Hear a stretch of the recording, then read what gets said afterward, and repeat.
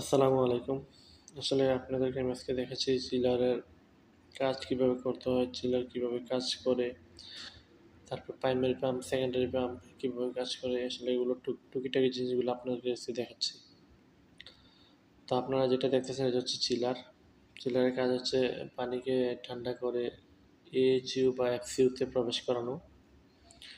তো এটা হচ্ছে ওয়াটার চিলার। দেখতে পারতেছেন এটা water chiller. Water chiller horizontal বা ভার্টিক্যাল দোনোভাবে ব্যবহার করা যায়। তো বিভিন্ন কোম্পানি বিভিন্নভাবে তৈরি করে। তো দেখুন এখানে আমরা ৪টা ওয়াটার চিলার ব্যবহার করা হয়েছে। ৪টার মধ্যে হচ্ছে ২টা আপনার সবসময় রানিং থাকবে, ২টা ব্যাকআপের জন্য। আর এটাকে এদিক দিয়ে লুপিং করে দেওয়া হয়েছে। এই যে উপরে যে পাইপটা দেখতেছেন এটা হচ্ছে এদিক থেকে ঠান্ডার আইসা এদিক দিয়ে সোজা ওই দিকে বের হবে। বের হওয়ার পর ওইখান থেকে চলে যাবে এইচইউ বা এফএইচইউ বা এফসিইউ যেটাই বলেন না কেন, সবগুলোর মধ্যে এই ঠান্ডা পানিটা চলে যাবে। তারপরে ঠান্ডা পানির মাধ্যমে মনে করেন কি আপনার এসি বা যেটা এফসিইউ বলেন, ওইটা আসলে ঠান্ডা হাওয়াটা রুমে প্রবেশ করে।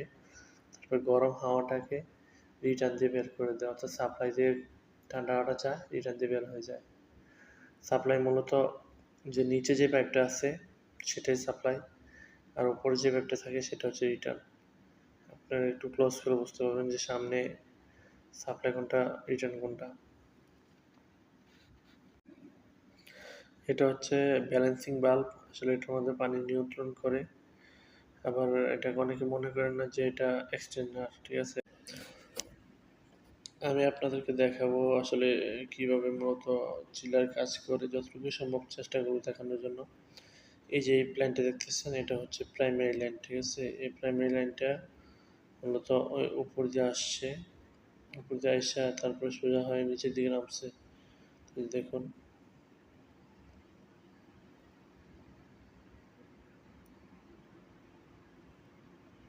এই যেটা হচ্ছে মেইন লাইন।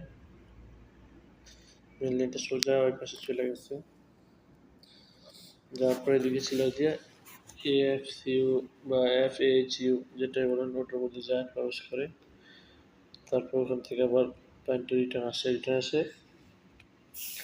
তারপর আবার এটা উপরে এয়ার কুলার আছে, এয়ার চেম্বার আছে, ওটার মাধ্যমে ঠান্ডা হয়ে পানিটা আবার নিচে আসে। তো এটা হচ্ছে আপনার যে যদি কখনো এয়ার চিলার লাইনের মধ্যে প্রেশার কম থাকে, এটা প্রেশার ব্রেকার দিয়ে এখান থেকে।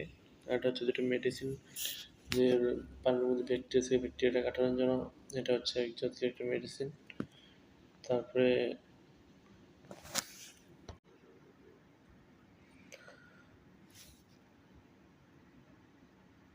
আমি একটু ভিতরে যাই আপনাদেরকে দেখানোর জন্য, দেখি কিভাবে লাইনগুলো আসছে, কিভাবে কি করছে সেটা একটু দেখানোর জন্য।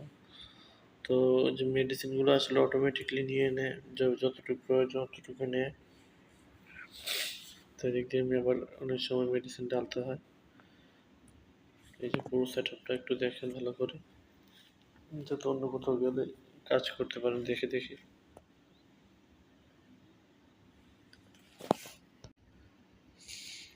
এটা মূলত হচ্ছে পানির যে মেইন লাইনটা, একটা হচ্ছে সাপ্লাই, একটা রিটার্ন। যে দেখেন 2টা পাইপ, একটা পাইপ উপর থেকে আসছে, একটা সাপ্লাই একটা রিটার্ন। যে পাইপটা অ্যালবো লাগানো সেটা হচ্ছে রিটার্ন পাইপ, আর এটা সাপ্লাই পাইপ। তাইলে দেখুন সাপ্লাই পাইপটা কোন দিকে গেছে, রিটার্ন পাইপ কোন দিকে।